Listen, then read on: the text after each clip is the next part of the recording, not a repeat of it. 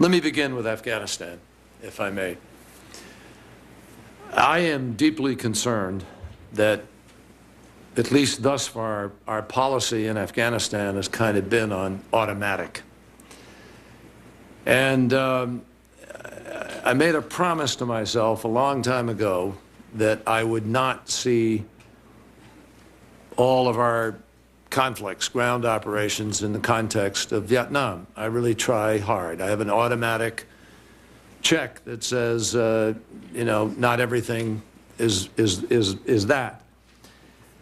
But I have to tell you, in the several visits I have now made, escape it as I might, the parallels just really keep leaping out in so many different ways. We are struggling to fight with and for a people of a different culture, different language, different custom, different history, different religion, if any. And all of those similarities exist. We don't live there. We don't live in the community, in a hamlet, in a small town, pocket, whatever you want to call it.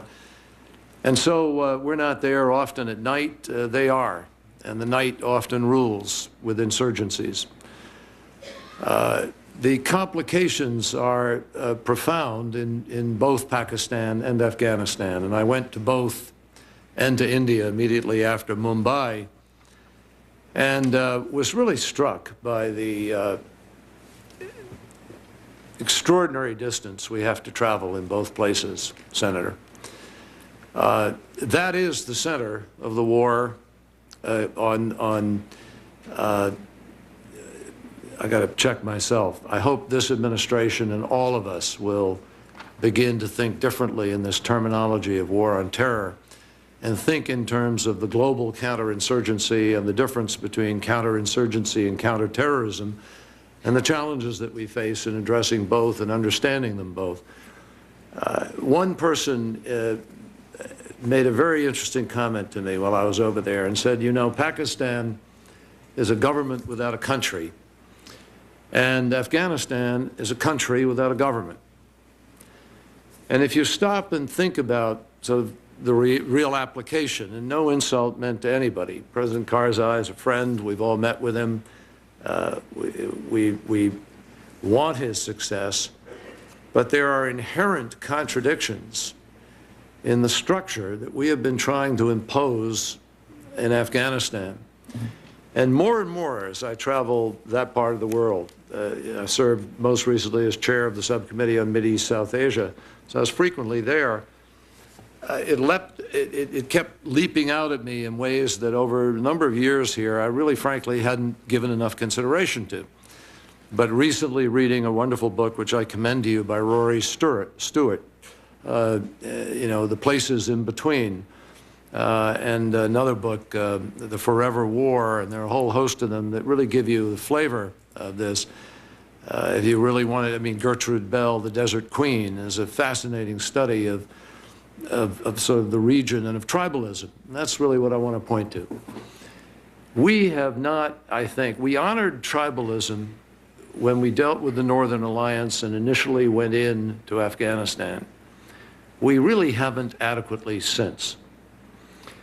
And it strikes me that if we just put troops, plunk them down, another 20, 30,000 in Afghanistan, without a very limited view of what they can achieve and need to do, and a comprehensive view of other things we need to do to build the successful structures of governance, the police, the judiciary, which may be a pipe dream, the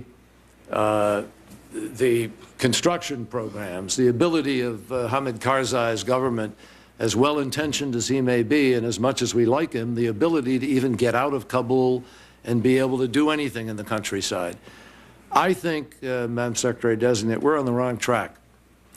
And I think unless we rethink this very, very carefully, we could raise the stakes, invest America's reputation in a greater way, as well as our treasure, and wind up pursuing a policy that is frankly unpursuable, unachievable.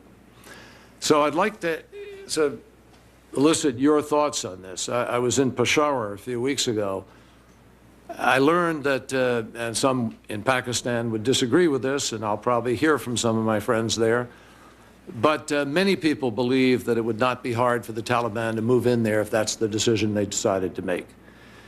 It was so dangerous that we were not able to move into downtown and other areas.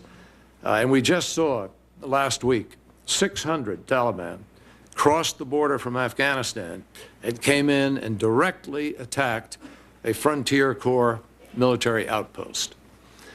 I think anybody who has really traveled on the ground, listened in the right ways, and not just accepted the sort of briefing culture, will suggest to you respectfully, Madam Secretary, this really has to be rethought very, very carefully.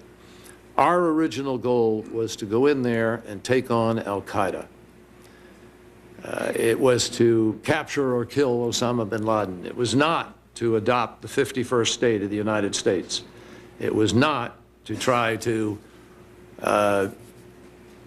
impose a form of government, no matter how much we believe in it and support it.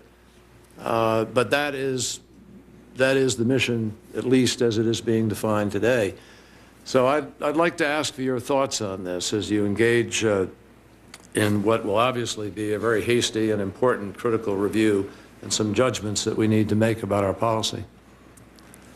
Well, Mr. Chairman, I think that your cautions are extremely well taken. There is, as you know, a review going on right now under the direction of General Petraeus through CENTCOM. As I understand it, he has approximately 300 people, some of them detailees from the State Department, who are crisscrossing Afghanistan, trying to determine, as I understand it, what is and isn't feasible. We are in close communication with General Petraeus. We intend to, when it's appropriate, on January 20th, to begin our own immediate review, because I share your concern, as I know the President-elect does. You know, his approach toward Afghanistan, which has been more for more, you know, more troops would go in, but there would have to be more from NATO and there'd have to be more from Afghanistan, you know, presupposes that we have a set of discrete goals that we are trying to achieve. And that is in the process of being you know, assessed and analyzed right now. As you're aware, President Bush had inside the White House General Lute, who was largely responsible for coordinating policy with respect to both Iraq and Afghanistan.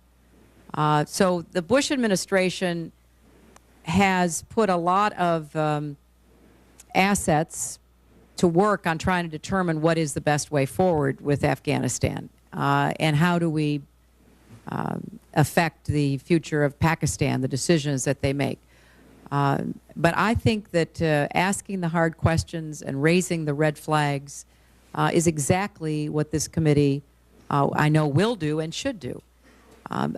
Sitting here today, when I think about my trips to Afghanistan, my flying over that terrain, my awareness of the history going back to Alexander the Great, and certainly the Imperial British military and Rudyard Kipling's memorable poems about Afghanistan, the Soviet Union, which put in more troops than we're thinking about putting in.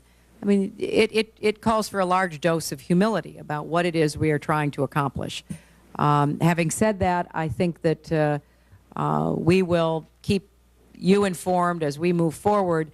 And on the civilian side, I hope that we will have the opportunity for more in-depth conversations. I mean, I've been on both sides now of the table here, and there is so much to discuss, and there is so much expertise on this committee. People who have traveled deep, traveled widely, thought deeply, know a lot of the players, and I hope that you know, if I'm confirmed, that I'll be able to have you and others literally sitting down and talking with the people that we're going to be tasking to come up with the civilian side of this strategy so that we go in with our eyes open, whatever it is we're trying to achieve.